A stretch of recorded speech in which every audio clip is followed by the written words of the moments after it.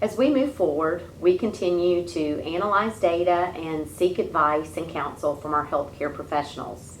I'm going to give you a lot of information, and I apologize in advance for the length of this video, but I do think it's important for the public who perhaps hasn't listened to our public discussions and board meetings to know the information being considered as we make decisions.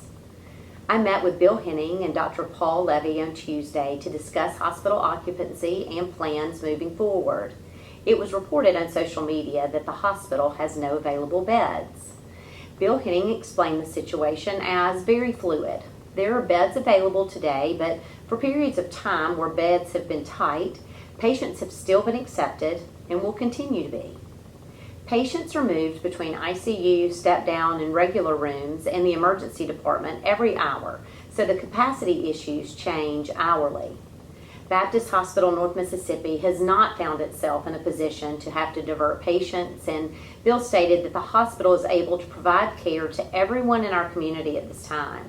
The hospital has surge plans to quickly convert areas of the hospital used for outpatient surgery and other services into ICU or regular beds.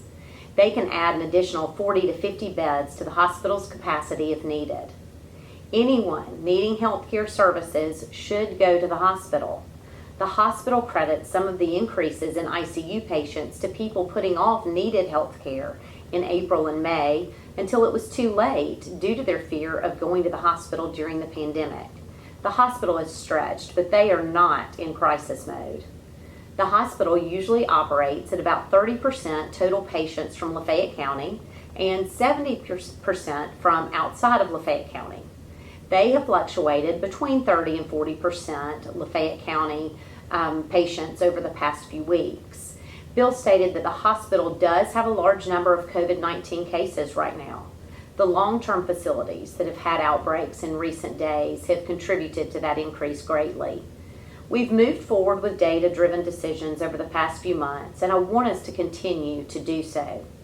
As we look at the data that indicates our hospital capacity is made up of only 30 to 40% Lafayette County residents, and our goal is to really curb the spread and avoid people becoming sick and needing hospitalization at our local hospital, it's difficult to say that further requirements inside of businesses within the city will affect that. If counties surrounding us do not put stricter requirements in place, we're still really fighting an uphill battle when those surrounding county citizens make up 70% of the people in our hospital. We continue to get the request to close bars in Oxford. Mississippi law does not distinguish between restaurants and bars like other states, such as Texas and Florida, where the legal definition is different for bars and restaurants. If we put requirements in place for bars, those same requirements must be followed by all restaurants, whether they serve alcohol or not. So, a family-owned Meat and Three is treated the same as a national chain or the largest bar in town.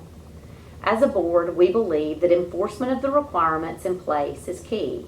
Over the past 3 weeks, OPD has done 1,369 business compliance checks and issued only 11 citations.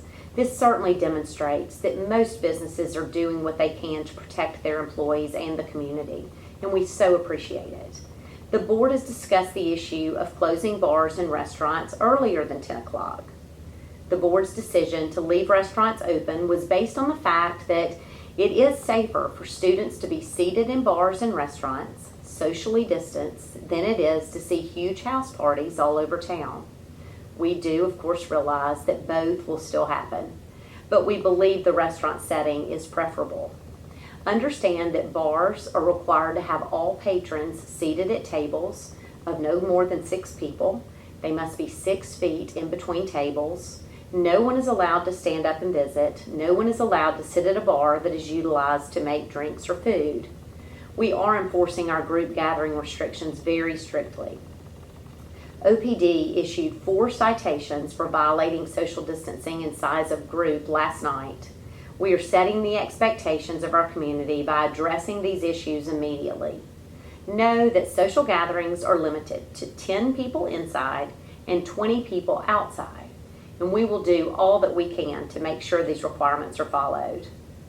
Governor Reeves issued a new order on Tuesday that includes a mandate for face coverings in all public areas, indoors and outdoors, with the exception of exercising, organized school sports, and a few other exceptions as are listed in Executive Order 1516. This means that those participating in tournaments at M-Trade Park must wear face coverings unless you are a player or coach on the field. This is a change, so be aware that you will need your face covering to enter the park.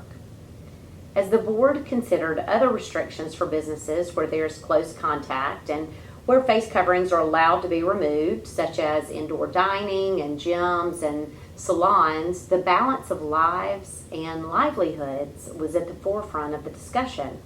We have discussed repeatedly the difficult balance of businesses that desperately need customers and residents who desperately need to consider staying at home. You know, there's really just no perfect solution. But at this time, while weddings and bridal showers and baby showers and social gatherings and lake days and birthday parties continue, many adjacent to our city limits, the benefit of closing these other businesses who are only seating at 50% capacity does not seem to outweigh the damage that can be done to our business community. Residents who choose to engage in social activity to the detriment of flattening this curve, I would remind you of the words of Dr. Dobbs. If we can all just chill out for the next 2 to 3 weeks, the virus spread will slow. We are undermining our ability to start school and keep businesses open because we want to have dinner with friends from out of town. I know this is hard to understand for many because so many folks only view this pandemic from one perspective, whether that be from a healthcare crisis or an economic crisis. As city leaders, we don't have the luxury of viewing this from only one side. We have to find solutions that offer the best opportunity for our community to safely move forward with a measured approach. Our primary goal over the next 2 weeks is to find a way for our children to be back in the classroom. The Oxford School Board made a very difficult decision to delay opening. There are no cut and dry answers here. We are all making the best decisions we can with the information in front of us. We certainly are blessed to be in a district that's able to provide both in-school and virtual options for our children. You should receive an email from the Oxford School District today with a link that allows you to determine what's best for your child. This must be submitted by 4:30 tomorrow, Friday, August 7th. You know, we are stronger together. When we wear masks, it's not a punishment, but an opportunity. A very small price to pay to get our lives back and be able to have everything open. All of our great restaurants are still offering curbside and delivery services. Please consider if your social outings, because you're just frustrated and tired of this virus, are worth causing this to be extended. One large wedding or social gathering could cost our community 2 weeks of school. We're stronger together. Please join us in this fight. Thank you.